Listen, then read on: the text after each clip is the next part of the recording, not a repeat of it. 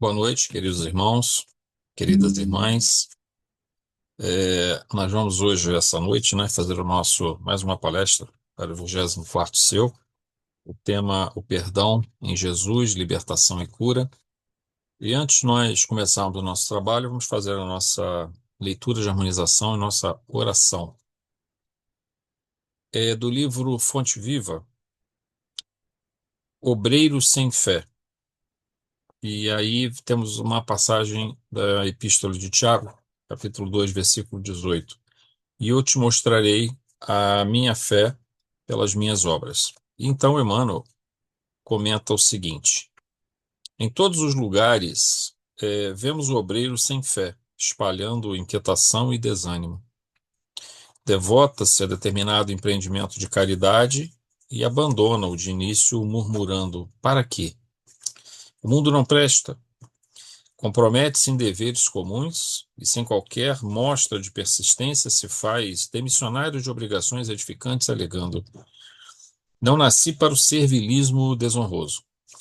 Aproxima-se da fé religiosa para desfrutar dos benefícios, entretanto, logo após, relega ao esquecimento, asseverando: tudo isso é mentira e complicação. Se convidando à posição de evidência, repete o velho estribilho: não mereço, sou indigno. Se trazido a testemunhos de humildade, afirma sob manifesta revolta: quem me ofende assim? E transita de situação em situação, de lamúria e indisciplina, com largo tempo para sentir-se perseguido e desconsiderado. Em toda parte é o trabalhador que não termina o serviço pelo qual se responsabilizou, ou o aluno que estuda continuadamente sem jamais aprender a lição. Não te concentres na fé sem obras, que constitui embriaguez perigosa na alma. Todavia, não te consagres à ação sem o poder divino da fé e em teu próprio esforço. O servidor que confia na lei da vida reconhece que todos os patrimônios e glórias do universo pertencem a Deus. Em vista disso, passa no mundo sob a luz do entusiasmo e da ação no bem incessante, completando as pequenas e grandes tarefas que lhe competem, sem enamorar-se de si mesmo, na vaidade, sem escravizar-se às criações de que terá sido venturoso instrumento. Revelemos a nossa fé através de nossas obras, na felicidade comum, e o Senhor conferirá à nossa vida o indefinível acréscimo de amor e sabedoria, de beleza e poder.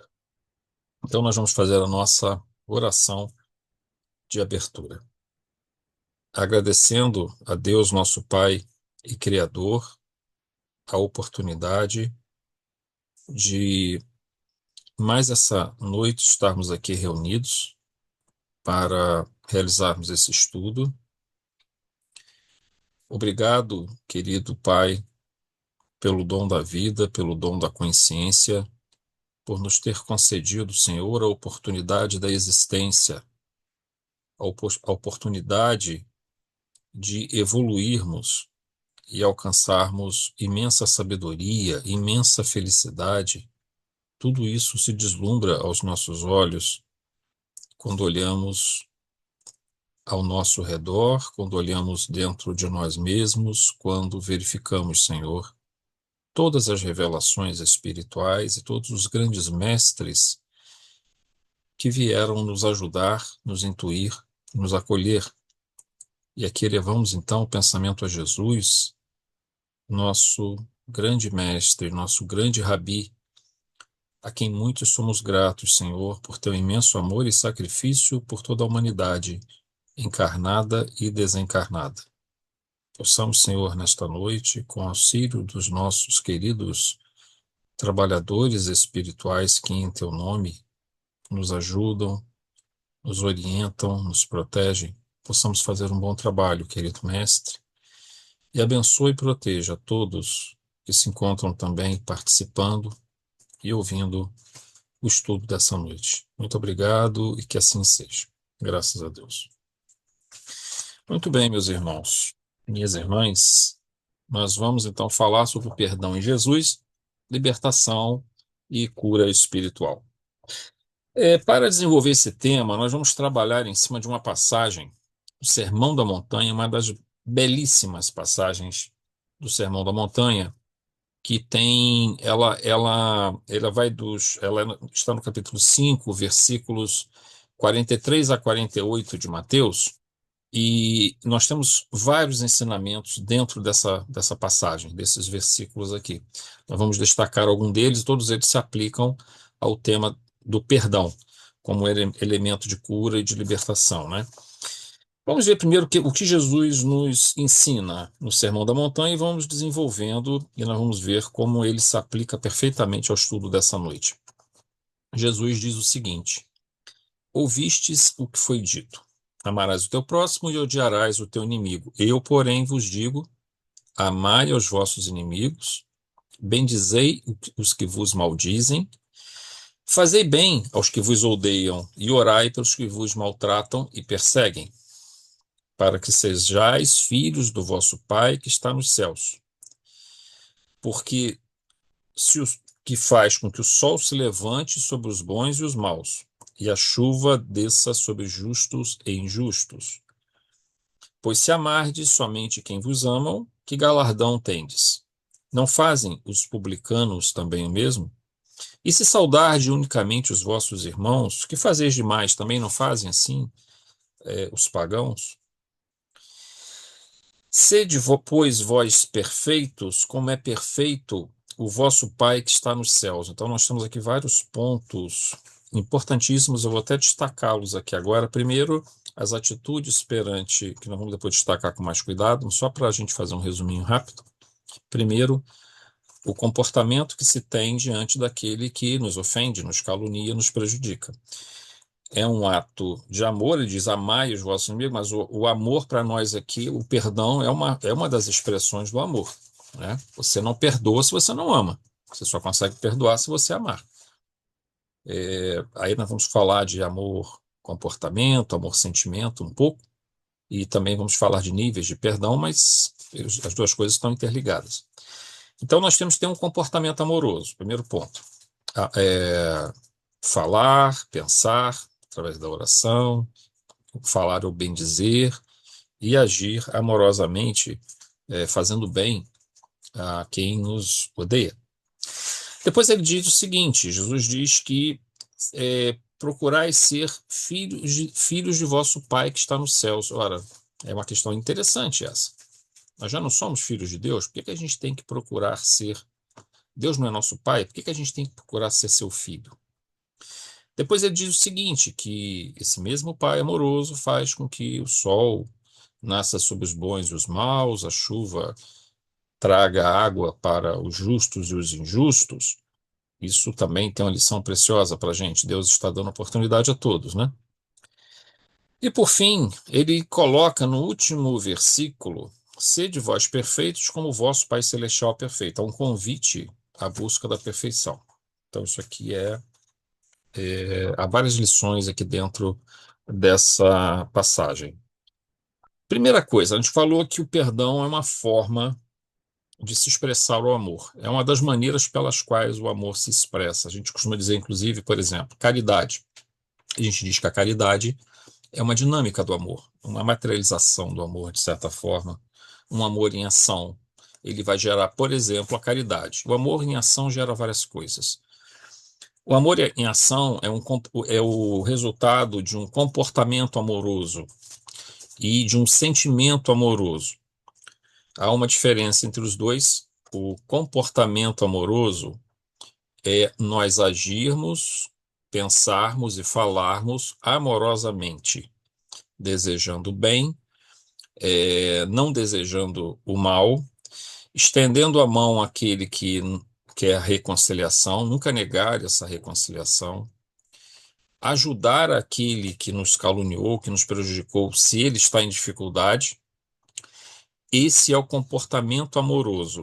Eu não preciso gostar da pessoa para fazer isso. A pessoa está doente, eu oro por ela. Eu não preciso gostar dela para fazer isso.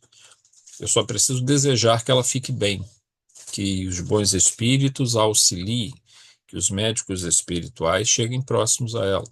Tudo isso nós vamos chamar então de um comportamento amoroso.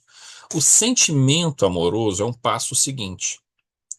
Ele é aquele passo onde agora já não é mais um comportamento, já é há uma emoção envolvida. Então, por exemplo, quando a gente fala assim, o amor de uma mãe por um filho, por uma filha, é o amor mais nobre que nós podemos dizer que existe aqui na Terra. Talvez o amor de alguns espíritos muito evoluídos por seus discípulos, por seus seguidores, o próprio Jesus, quando esteve na Terra, óbvio, mostra uma forma de amor ainda mais elevada. Mas no nosso cotidiano, o amor de mãe, o amor de pai, são formas de amor muito nobres, extremamente nobres para o nosso planeta, para a nossa condição evolutiva aqui na Terra. Então, o exercício desse amor, desse elemento, ele se torna, então, é, ora comportamento, ora sentimento. Se nós pudermos agora pegar tudo isso que era amor, comportamento, e aplicá-lo com o sentimento amoroso, aí a gente está alcançando um nível ainda mais elevado. Mas para a nossa condição atual, aqui na Terra, para a maioria de nós, se nós conseguirmos agir, na maioria das vezes, com um comportamento amoroso, isso já é um passo enorme para a gente. Mais à frente, nós agiremos com um sentimento amoroso dentro desse mesmo comportamento. Aí será aquele ponto bem mais elevado. Mas observem uma coisa: quando eu falo em perdoar, assim como eu falei que a caridade era uma dinâmica, uma das dinâmicas do amor, perdoar também é uma dinâmica do amor. Seja ele comportamento, seja ele sentimento. Só que quando eu exerço o perdão, eu tenho três níveis, pelo menos, a grosso modo, só para o nosso estudo aqui, do qual a gente exerce o perdão. A gente tem comentado muito sobre esse assunto nos nossos estudos no Centro Espírita Jesus Maria José, nos nossos estudos de segunda e de quinta, porque são dois livros. No segundo é um livro de André Luiz, A Vida Continua, e na quinta-feira, Entre os Dois Mundos, do Manuel Filomeno. E nesses capítulos que nós estamos vendo agora, está tratando exatamente do problema de espíritos obsessores e o trabalho da espiritualidade para convencê-los a perdoar. Então, esse tema perdão tem vindo com bastante frequência nesses capítulos atuais que nós temos estudado. E nós temos comentado muito essa questão. A gente poderia definir em três formas o perdão, em três níveis, melhor dizendo, o perdão. Primeiro, aquele em que a gente esquece, simplesmente. Ou seja, eu procuro não pensar mais naquilo. Vejam, eu não perdoei. Eu guardei aquilo ali e não quero mais pensar nisso. É um passo? É um bom passo do ponto de vista evolutivo. Por quê? Porque se eu ficar pensando o tempo todo no ódio, na raiva, na vingança, eu adoeço psiquicamente, espiritualmente com isso. E eu vou cometer equívocos o tempo todo, porque minhas decisões serão ruins, porque elas estão contaminadas por um sentimento ruim, que interfere na minha razão, interfere na minha forma de tomar decisões. Então, se eu faço esse processo de não ficar cultivando a raiva, mesmo que eu não perdoe, já é um passo importante. Ainda precisa ser feito muito mais coisas, mas já é um passo importante. A pior coisa que pode acontecer é mantermos no nível consciente essa raiva, esse rancor, essa mágoa e ficar cultivando aquilo. Esse é o pior estado. Se a gente não consegue fazer isso, pelo menos a gente não consegue perdoar, pelo menos vamos colocar então essa mágoa, essa raiva numa gavetinha, fechá-la, deixá-la quieta até a gente poder lidar com isso. Ou seja, tentar esquecer a agressão que sofremos, a calúnia que sofremos, o quanto fomos prejudicados. No segundo ponto, a gente tem um perdão de superfície. O que é esse perdão de superfície? Aquele perdão em que eu entendo que eu preciso perdoar, é, porque me faz mal esse sentimento. Eu, digamos assim, sou prejudicado por isso, Então eu devo perdoar. Eu não vou mais pensar naquela pessoa como meu inimigo, mas eu também não quero ter, digamos assim, uma preocupação com essa pessoa. Mas eu também não vou mais, nem vai ficar guardada essa raiva. Eu simplesmente não quero mais pensar nisso e eu também não sinto mais a raiva, mas eu também não quero mais nenhum contato com essa pessoa. E o perdão efetivo, o perdão em profundidade. O que que é esse perdão em profundidade? É você ser capaz não só de esquecer, de entender que esse sentimento é ruim, cultivar esse sentimento, que ele nos prejudica, e ainda no terceiro ponto, essa profundidade, é eu ser capaz de me aproximar dessa pessoa e ajudá-la. Nós temos visto em muitos dos textos psicografados, nas obras, muitas referências a essas situações. Há no livro Os Mensageiros do André Luiz, na, em um posto de socorro da espiritualidade, logo no início da obra, nós temos a figura de Alfredo, que é o administrador daquele posto de socorro, e é uma belíssima história, onde o Alfredo faz exatamente essa sequência que nós falamos aqui. Primeiro ele tem a raiva, depois ele esquece, depois ele tem pratica o perdão por obrigação, esse perdão superficial, que já é bom, porque você já está exercendo. É como o amor-comportamento. Não chegou na fase do amor-sentimento, está no amor-comportamento, mas é um comportamento de vigilância, né? Que se preocupa com a tua evolução como espírito. E ele chega no final, um caluniador prejudicou muito a vida dele, e que ele acabou resgatando esse indivíduo lá de regiões umbralinas, e ele acabou vendo esse indivíduo no final de anos de trabalho junto a esse espírito, quase dementado, inclusive, ele acabou vendo nesse espírito um irmão, assim, uma pessoa que ele acabou se ligando a ele, vendo ali um enfermo da alma, que ele precisava ajudar. Ele, na verdade, efetuou todos esses elementos é, de transcendência do processo. Isso é um troço bastante difícil, né? Mas tenhamos em mente que esse amor-comportamento, e no caso do perdão, esse primeiro perdão no qual eu já não desejo mais nada de mal à pessoa, não estou só esquecendo, eu esqueci, não quero pensar mais nisso, mas eu também não sinto mágoa daquela pessoa. Mas eu ainda não tenho ainda condições de me aproximar dela, ainda não tenho condições de confiar nela. Porém, isso é algo que já é um grande passo e foi feito, né? Já é um grande passo. Só um minuto. Preciso também reconhecer, gente, que nós temos diferentes níveis evolutivos também. E como nós temos diferentes níveis evolutivos, amor-comportamento, amor-sentimento, diferentes níveis de perdão, tudo isso está de acordo também que a gente precisa respeitar e entender que cada um responde até o ponto em que ele entende, que ele compreende aquilo que está sendo feito. Agora, é fundamental, isso tem sido muito explicado pelos nossos mentores espirituais, pelos médiums que trazem essas informações, pelos espíritos que através deles nos comunicam. Temos, assim, grandes instrutores espirituais. Eu, particularmente, gosto muito do André Luiz, gosto muito do Manuel Filomeno, gosto muito da Joana de Ângeles. É claro que nós temos muitos outros trazendo essas mesmas mensagens, com formato um pouco diferente, o próprio Emmanuel, mas todos eles são unânimes em dizer isso, né? E o cultivo da mágoa, da raiva, o cultivo do ódio, ele nos prejudica. Quando eu perdoo, eu não estou fazendo nenhum favor, nem a Deus, nem fazendo favor ao outro. O ato de perdoar, a primeira pessoa que ele beneficia é a nós mesmos.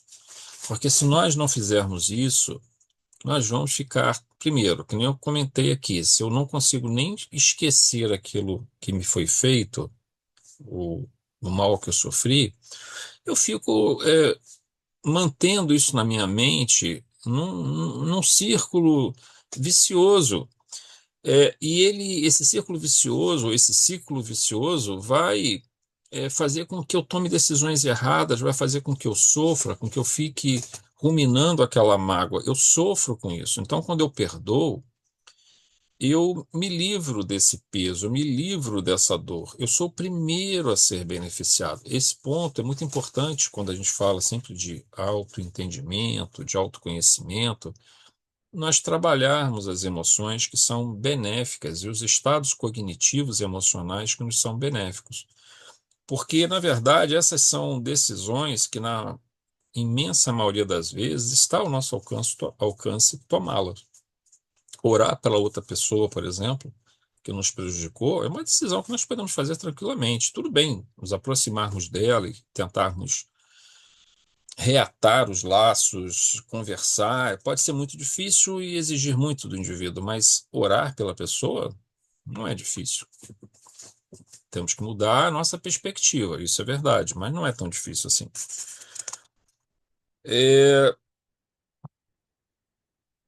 Quando Jesus fala, e nós já tínhamos até comentado isso um pouquinho antes, ele fala em amar aos vossos inimigos, bendizer aos que vos caluniam, orar pelos que vos perseguem e por aí vai. Então você tem amar, bendizer, fazer o bem e orar. Orar é no pensamento, bendizer é a palavra, fazer o bem é a atitude. Então, pensamento, palavra, atitude. Isso caracteriza o quê? O comportamento. Nosso comportamento ele é analisado pelas nossas palavras, pelos nossos pensamentos, pelas nossas atitudes. Quando nós fazemos isso, Jesus está nos convocando, porque ele usa todos esses verbos, ó. Logo no iniciozinho, amai os vossos inimigos, bendizei os que vos maldizem, fazei o bem aos que vos odeiam, orai pelos que vos maltratam e perseguem. Então, todos esses são verbos.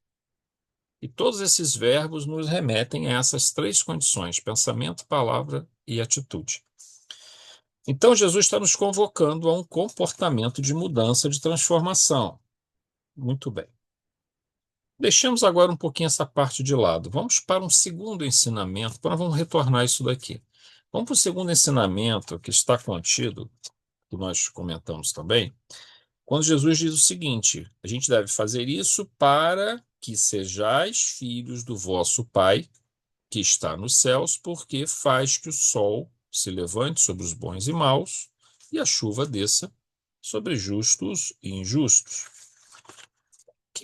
O que que Jesus está falando para a gente?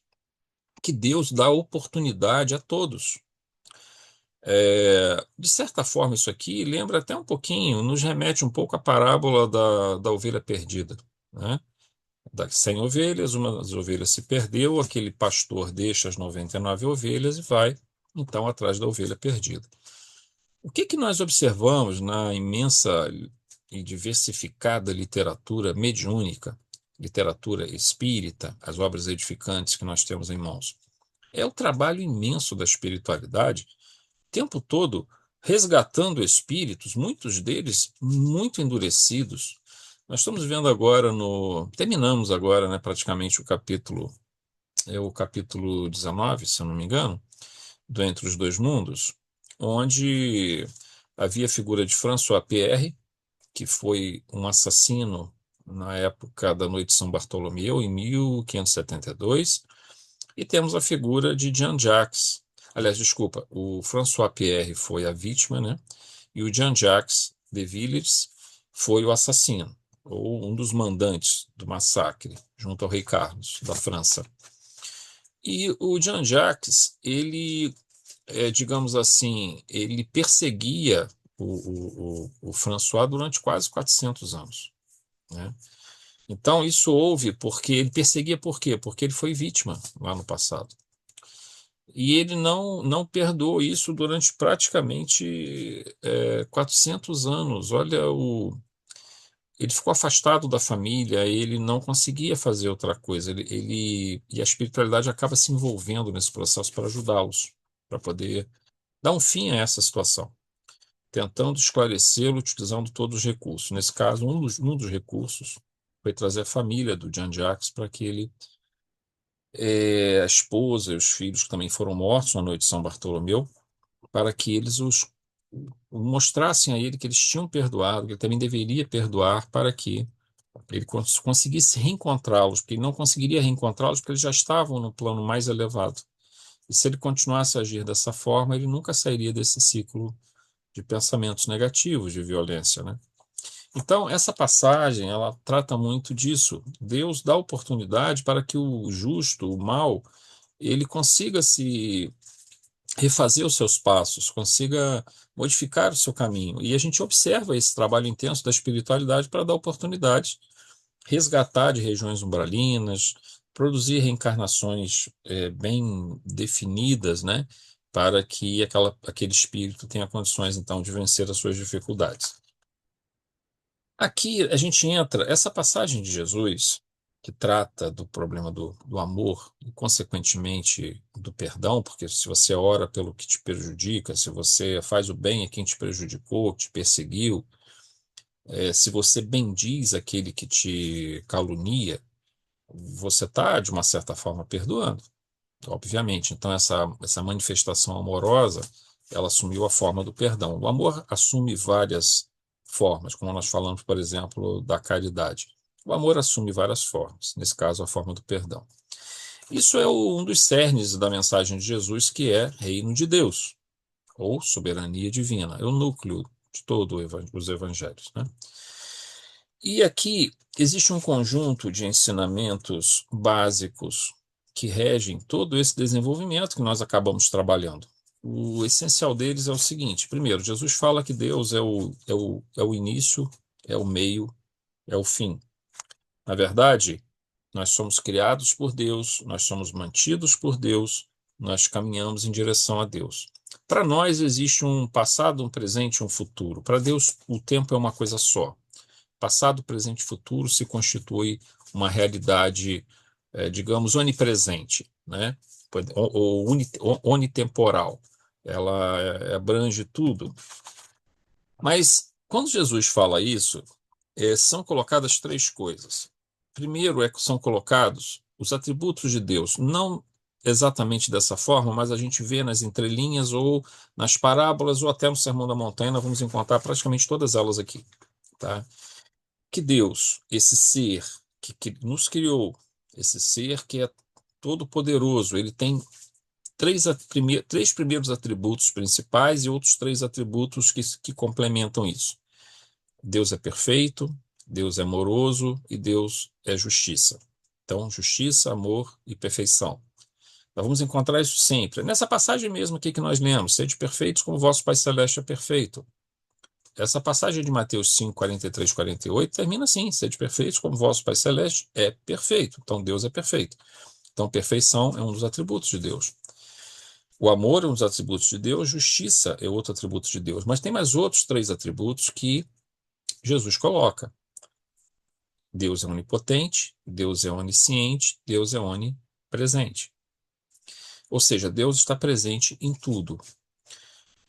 Uma consequência desse processo, ou uma forma como Jesus coloca, que é quase uma consequência desse processo, é que nós somos imortais, ou seja, nós, quando morremos, continuamos a viver.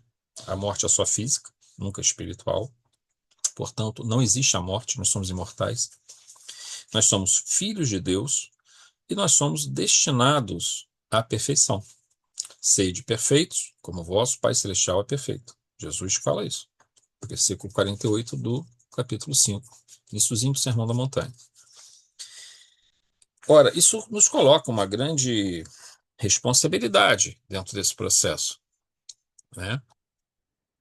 E aí ele diz o seguinte: para que sejais, para que vos tornais filhos de Deus. Mas a gente pergunta, mas Deus não é meu pai?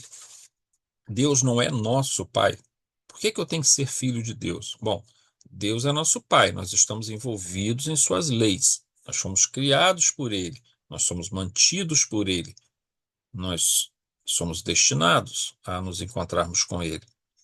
Porém, o fato de Deus ser nosso pai não quer dizer que nós estejamos nos colocando na condição de seus filhos, porque muitas vezes nós somos rebeldes, ou cegos ou a visão de Deus, ou surdos aos chamados de Deus através de seus inúmeros missionários das suas inúmeras formas de chamamentos, das obras, das revelações, das religiões, etc.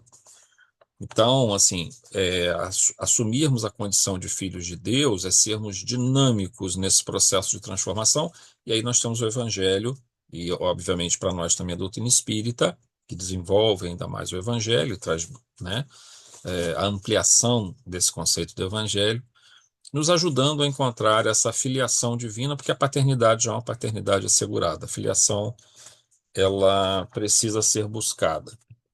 Há uma passagem do livro A Gênesis, eu gostaria de lê-la aqui, onde Kardec, falando sobre essa onipotência, onipresença, onisciência de Deus, e o quanto isso está presente dentro dos evangelhos, do próprio conceito de reino de Deus, ela está no capítulo 2 do livro A Gênesis, no item 24. Eu vou ler aqui rapidamente. É belíssima essa passagem, porque ela trata muito da questão do quanto nós temos que ser gratos pela vida, pelo dom da vida, por estar nesse mundo, por ter o nosso corpo físico, por nossa família, pelo trabalho que nós temos, por tudo, tudo, pelo lar. Temos que ser gratos por tudo, ter imensa gratidão. Nós estamos mergulhados nessa força divina e devemos aprender a sermos filhos de Deus, nos colocarmos dessa forma. Bom, assim escreve Kardec.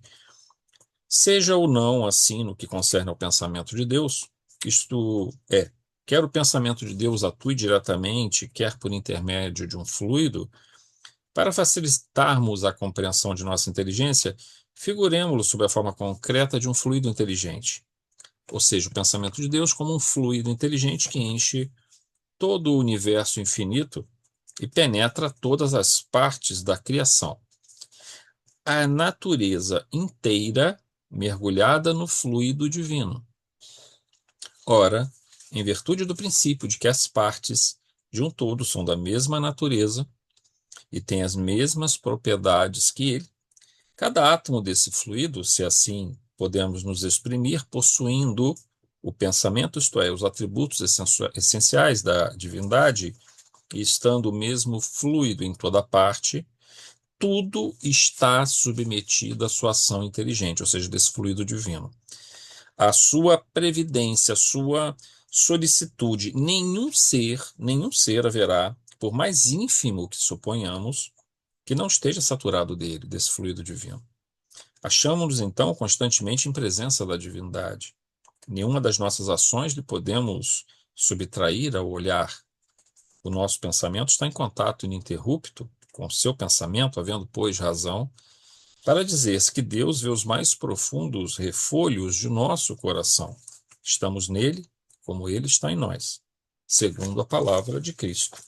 Observem que é maravilhosa essa passagem, esse comentário de Kardec, porque ele nos coloca numa condição de entender que tudo que nos acontece, que todo o nosso trabalho hoje, ele em parte vem como resultado do passado, ele produzirá frutos no futuro, mas nós estamos todos envolvidos numa lei superior, temos uma razão de existir, uma finalidade existencial, um sentido existencial que precisamos buscar. Mesmo nas situações mais complexas, em períodos reencarnatórios difíceis para nós, e muitos de nós teremos momentos difíceis em nossas reencarnações, não podemos perder de vista que somos filhos de Deus, imortais, destinados à perfectibilidade. Portanto, não podemos deixar que sentimentos que corroem esse processo dessa filiação divina venha, de alguma forma, a nos prejudicar, né? A prejudicar esse processo. É claro que estamos falando aqui de um caminho de perfeição, porque Jesus diz no versículo 48, como nós falamos, sede vós, pois, perfeitos, como vosso Pai Celestial é perfeito. Então, essa frase, essa afirmação de Jesus nos convoca há uma ideia de transcendência. Ah, bom, eu vou buscar essa perfeição para, no futuro, eu alcançar algo próximo de Deus, algo que se aproxima de Deus, da divindade. Então, eu estou falando assim de uma transcendência, de uma metafísica, algo que está muito fora aqui da Terra. Mas não sejamos pessimistas em relação à nossa condição hoje, ainda que o futuro nos forneça possibilidades extraordinárias de crescimento espiritual. Não percamos de vista que Jesus era, como nos diz Joana de Ângeles, o psicoterapeuta da alma por excelência, o psicoterapeuta do espírito por excelência. Então, Jesus não estava só nos mostrando uma meta a ser alcançada que nos traria essa grandeza espiritual, mas também nos curando muitas das nossas feridas, nossa alma no agora, no presente, e que aí poderíamos encontrar uma felicidade possível. Por exemplo, quando Jesus fala que aquele que o seguisse encontraria um jugo suave e um fardo leve. A doutrina do Cristo, a doutrina de Jesus, é um jugo suave e um fardo leve. A vida se torna menos dura, menos difícil. Esse peso se torna mais leve. A carga, melhor dizendo, se torna mais leve, não é mais tão pesada assim. E isso é possível porque nós começamos a ver o mundo de uma outra forma. Olhar o mundo com gratidão, por exemplo, é uma maneira de aliviarmos muitos dos nossos problemas, sermos gratos a todo instante, todo instante. Nós temos uma irmã que às vezes nós visitamos e levamos umas palavras de conforto e de vez em quando estamos conversando com ela pelo WhatsApp. Ela tem algumas doenças muito sérias, ela não pode mais sair de casa, é nova. Ela não pode mais sair de casa, sente muitas dores, dores muito fortes, não consegue dormir direito. Então, ela é uma pessoa que passa muito sofrimento na vida dela. É uma expiação, tá? E sempre que a gente conversa, ela está sempre feliz, sempre sorrindo, sempre grata. Então, ela vem aprendendo e também nos ensinando a desenvolver a gratidão mesmo diante das maiores adversidades. É óbvio que isso tem as vinculações kármicas, é o resultado de questões envolvendo vidas anteriores, mas o processo de aprendizado está em curso e certamente numa outra encarnação ela já não precisará mais passar por isso. Porém, nessa vida ela teria duas opções. Ela poderia se revoltar e sofrer ainda mais, ou ela poderia ser grata e amenizar esse processo da dor. Nós chamamos isso de visão correta e entendimento correto. Ver a vida da forma correta traz essa paz, ainda que seja diante de adversidades, de dificuldades. Não nos esqueçamos que na questão 922 do Livro dos Espíritos, quando Kardec pergunta ao Espírito de Verdade se há alguma forma de felicidade possível na Terra, uma vez que isso aqui é um mundo de provas e expiações, com todos os seus problemas, as suas dificuldades, e a felicidade é algo que está mais ao futuro, né? Porque depende de níveis maiores de compreensão nossa, de coisas que nós vamos ter que ver e sentir que estão bem acima das nossas buscas materiais. Mas mesmo assim, Kardec pergunta se seria possível algum nível de felicidade relativo à Terra. E o Espírito de Verdade responde que sim. E ele diz o seguinte, que do ponto de vista material é a posse do necessário. Do ponto de vista moral, a fé no futuro e a consciência tranquila. Então, quando ele fala do ponto de vista material, a posse do necessário, ele está dizendo assim, olha, ele não está dizendo qual é esse necessário, o quanto é o material que me atrapalha ou que me ajuda. Nós é que vamos saber. A nossa consciência vai nos dizer quando nós já estamos acumulando coisas demais ou buscando o material demais. Nós vamos ter essa noção, nós temos que ter esse bom senso e nós vamos perceber isso. Então, se nós chegamos a esse necessário e nos contentamos com esse necessário, nós chegamos a um estado de contentamento. E esse estado de contentamento diminui nossas aflições muito, assim como a gratidão também diminui muito nossas aflições. Quando ele fala fé no futuro, a fé é um dos nossos sustentáculos, né? Fé em nós mesmos, fé em Deus. Fé de que não estamos sozinhos, de que nós estamos cercados de uma imensidão de espíritos, que nós, se soubermos manter a nossa mente bem conectada, nós vamos nos cercar de irmãos amorosos, sábios, que vão nos ajudar, vão nos envolver, vão nos direcionar, vão nos proteger. E aí também uma parte muito importante, consciência tranquila. Então a felicidade relativa depende de uma consciência tranquila. Mas eu pergunto a vocês, como seria possível uma consciência tranquila se eu tenho um coração tomado pela raiva, pela mágoa, pelo ódio, se eu não perdoo? Como essa consciência pode ficar tranquila? Ela está em conflito com a lei divina. Eu estou produzindo sofrimento dentro de mim mesmo. Minha consciência não é tranquila nessa situação. Portanto, eu não consigo aproveitar o benefício de ter uma felicidade possível na Terra. E quanto mais ele desenvolvido o espírito, mais feliz ele será, porque mais ele entenderá essa forma de ver e entender o mundo, né? Então, essa psicoterapia de Jesus, ela prega assim muito amor ao próximo, né?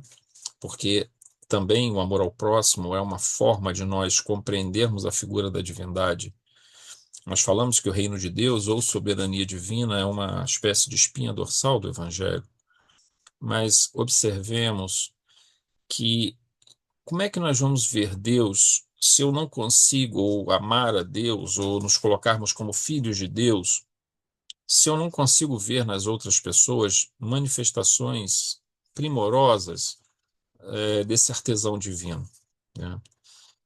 Toda criatura, todo ser é uma criatura filha de Deus, mas nós, seres humanos, pela nossa condição de consciência, a capacidade de interagirmos uns com os outros, e, a, e ainda o potencial e a possibilidade de interagir amorosamente uns com os outros, e aprendermos uns com os outros, e compartilharmos conhecimentos, emoções, valores positivos. Isso faz com que nós possamos ver a outros seres humanos, o espírito que habita aquele corpo, como uma das manifestações máximas da obra divina aqui na Terra. A obra divina, se nós formos observar outros níveis de evolução, os níveis angelicais, os níveis do próprio Jesus na condição crística, né, já nos escapa até a nossa capacidade de percepção. Por isso que é mais fácil para nós falarmos do Jesus, homem judeu que viveu na Terra 2000 anos atrás, né? Por isso a questão 625 do Livro dos Espíritos coloca que Jesus é o guia e modelo. Ele não fala que o Cristo é o guia e modelo, porque o Cristo nós poderíamos eventualmente projetar a figura crística, que se encontra em planos sublimados como governador espiritual do planeta. Mas essa figura, apesar de nós orarmos a ela, ainda nos escapa a compreensão do que Jesus pensa, do que o Cristo pensa em muitas coisas. Mas nós podemos nos voltar ao passado e olhar Jesus de Nazaré como a projeção do Cristo na sua reencarnação aqui na Terra. E aí nos é possível, porque ele viveu como nós, no corpo físico, impondo-se certas limitações para que pudesse ser guia e modelo efetivo para a humanidade. Então, o ato de perdoar é um desses atos de transcendência, de superação, que nos leva a uma condição de maior evolução. Então, quando a gente fala em perdão como libertação e cura espiritual, é um caminho de transcendência para focar esse elemento mais de completude, de transcendência metafísico do futuro, onde seremos espíritos mais evoluídos, mas também é uma psicoterapia para o agora. Então, ela também se torna uma libertação e cura espiritual, porque é a psicoterapia desse momento em que nós vivemos. Quando a gente comentou aqui na questão 922, a posse do necessário, como uma das pré-condições que o Espírito de verdade coloca é, como sendo é, uma forma de obter uma felicidade relativa aqui na Terra, nós estamos falando de compreender o conceito de transitoriedade e impermanência, também é um conceito importantíssimo. O conceito de transitoriedade e impermanência, ele se aplica muito bem para nós espíritas no entendimento de todas as coisas com que nós vivemos aqui na Terra encarnados. Essa transitoriedade e impermanência também, ela se projeta no nível espiritual, tá? Mas aqui na Terra, especialmente para nós, é muito útil nós termos isso em mente. Nosso corpo físico. Ora, quando nós viemos ao mundo, nós éramos bebezinhos, pequenininhos, né? E fomos crescendo, desenvolvendo e assumindo várias formas físicas que foram se modificando com o tempo. E hoje eu tenho 60 anos, por exemplo, e meu corpo já é bem diferente do José Ronaldo quando tinha 15 anos, ou 10 anos, ou 5 anos, ou mesmo 30 anos. E daqui a 20 anos, se eu viver mais 20 anos, minha reencarnação me permitir, na minha reencarnação estiver mais ou menos aí determinado viver até os 80 anos, eu já estarei fisicamente bem diferente do que eu estou hoje. E mesmo meu cérebro estará também diferente. Eu já terei algumas dificuldades de memória, de concentração, terei outros problemas de saúde. Tudo isso é transitoriedade e impermanência, porque tudo que é físico está sujeito a essas mudanças. Por isso que sempre que a gente corre atrás de questões exclusivamente materiais, isso é muito problemático. E aqui eu me refiro não só à matéria, no sentido, por exemplo, do dinheiro, das posses, de um carro, de uma casa, etc. Me refiro também ao apego emocional.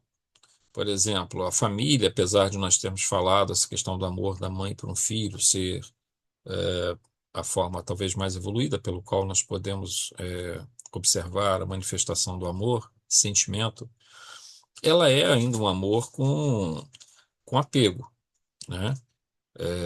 O amor tem que liberar o apego, mas isso é uma coisa que ainda está longe da gente ainda. Os espíritos mais evoluídos, mesmo aqueles que encarnam na Terra, já na condição de espíritos que vão vir como mentores nossos, eles já, de uma certa forma, suplantaram esse processo do amor com apego, né? Então, mesmo o apego nessa condição familiar, ele também pode trazer sofrimento, porque, por exemplo, a desencarnação de um ente querido, haverá dificuldades de aceitação se nós estivermos muito apegados. Nós precisamos compreender que todo ente querido, ele está dentro de um corpo físico, portanto, sujeito à transitoriedade e impermanência. A minha ligação deve ser sempre buscar uma ligação mais livre em relação à forma corpórea e uma ligação mais profunda a nível do espírito, porque essa perdurará para sempre e poderá ainda se tornar mais forte, mais desenvolvida. Então, nós temos vários elementos, por exemplo, transitoriedade e impermanência, gratidão, visão correta, entendimento correto, prática do amor ao próximo através da caridade, ser capaz de fazer mecanismos de autocompreensão, de autoconhecimento. Existem várias formas, o desenvolvimento da fé, da espiritualidade, o desenvolvimento do conhecimento, todas essas formas, esses mecanismos, eles são pontos de desenvolvimento do espírito, que produz um resultado futuro, produzirá um resultado futuro de crescimento espiritual, mas já produz um resultado agora, que é uma vida equilibrada espiritualmente. Ou seja, eu vivo a matéria porque preciso estar na matéria, porém eu não, eu me considero como estando na matéria sem ser matéria. Logo, meu espírito ocupa esse corpo e interage com o mundo ao seu redor, buscando o máximo de sabedoria na forma como se relaciona com as outras pessoas, com os outros indivíduos, que é a melhor forma que nós temos de nos aproximar de Deus. E isso Jesus deixou muito claro para a gente. Sempre essa questão de amar ao próximo tinha a ver muito com amar a Deus. Tanto que Jesus sintetiza Todos os mandamentos, ele diz que toda a lei e todos os profetas poderiam ser sintetizados nessa forma. Ama a Deus de todo o teu coração e ama ao próximo como a ti mesmo. Então eu tenho ama a Deus, ama ao próximo e amo a mim mesmo. Nós precisamos nos amar, porque se nós não nos amarmos, nós não vamos nem ser capazes de amar os outros. E nos amarmos significa cuidarmos também de nós, né? Exercermos uma certa caridade para conosco. E essa caridade para conosco significa não só a caridade no corpo físico, para que nosso espírito possa estar manifesto aqui na matéria em condições boas, até que chegue o momento da nossa desencarnação. E nós não imponhamos ao nosso corpo físico lesões, dificuldades, doenças desnecessárias que poderiam ser evitadas por um maior cuidado, uma maior atenção. Mas, especialmente ao espírito imortal que habita esse corpo, nós precisamos ser ainda muito mais cuidadosos. Porque se eu cultivo padrões emocionais e cognitivos negativos que me causam aflição, eu não estou me amando. Eu estou desprezando o espírito imortal, filho de Deus, destinado à perfeição que Deus criou e nos colocou aqui na Terra como uma oportunidade maravilhosa de evolução. Portanto, o cultivo da mágoa, da raiva, do desejo de vingança, ele tem sido, e nós temos visto isso muitas e muitas vezes, quantos espíritos da época da Inquisição ainda estão até hoje, que foram sacrificados na Inquisição, século XIV, século XV, século XVI, até hoje perseguem os seus carrascos, adiam o seu processo de reencontrar os seus entes queridos, de buscarem a luz, de deixarem de sofrer, porque não conseguem abrir mão do desejo de vingança, do desejo de ódio. Nós temos inúmeros exemplos na literatura espírita. Na nossa região aqui, Vassouras, Valença, nós temos a triste situação da escravidão, que não tem muito tempo. Se a gente for parar para analisar, nós estamos aí em 2025 e mais ou menos 150 anos atrás nós tínhamos escravidão aqui na nossa região ainda. É muito pouco tempo. E nós temos hoje uma psicosfera complicada aqui nessa nossa região, e a gente observa isso, e isso também nos é passado.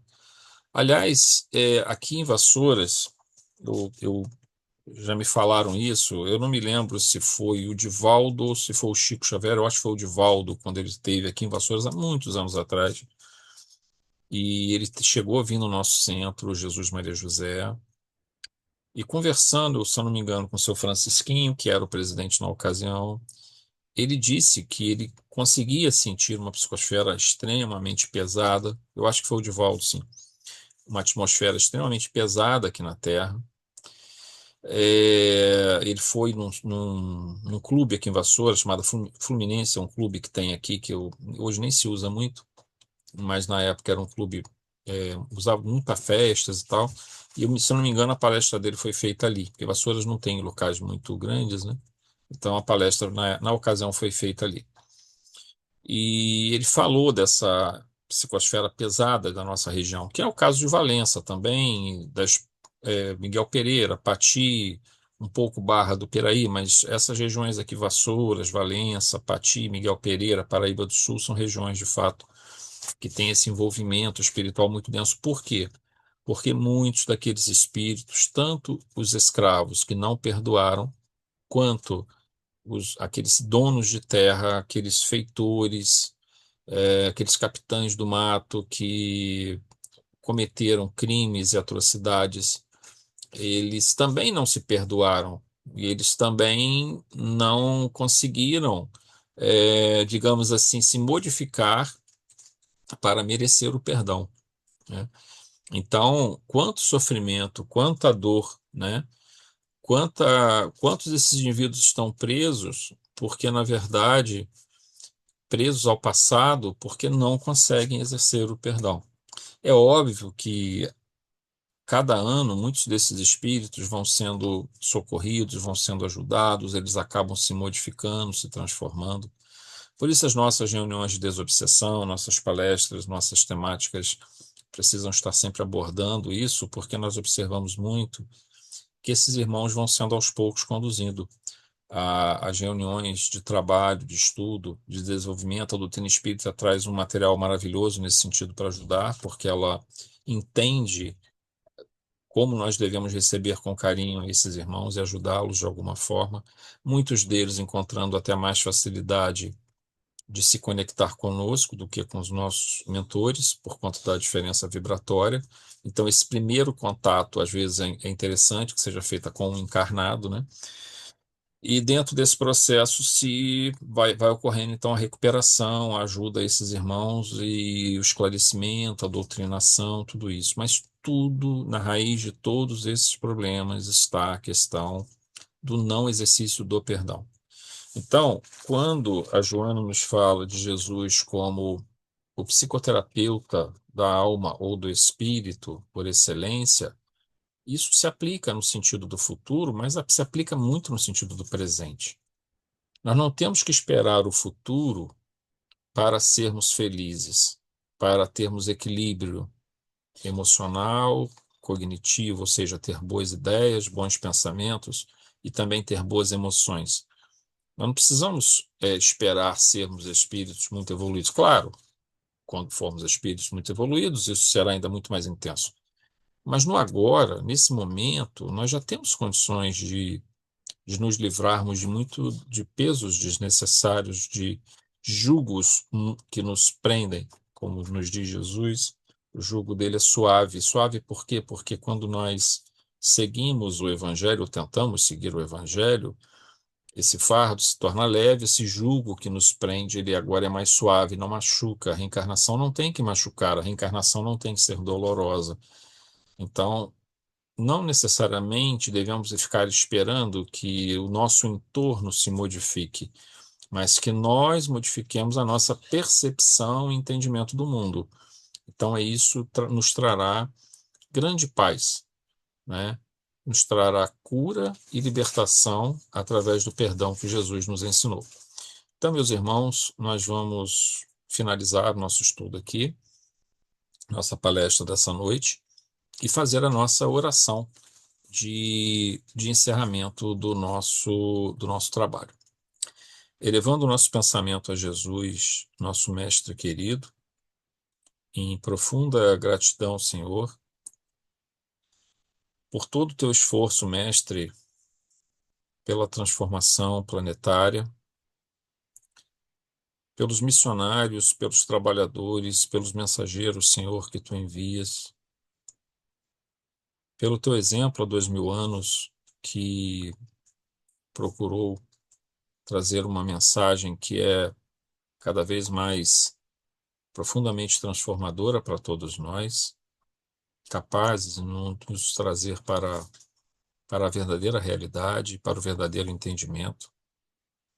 Muito obrigado, querido mestre, pela oportunidade desta reunião, deste estudo, e que todos nós possamos trazer para os nossos lares essa paz e essa harmonia de nossos queridos companheiros espirituais, que em teu nome, Senhor, vem trazer todo o bem.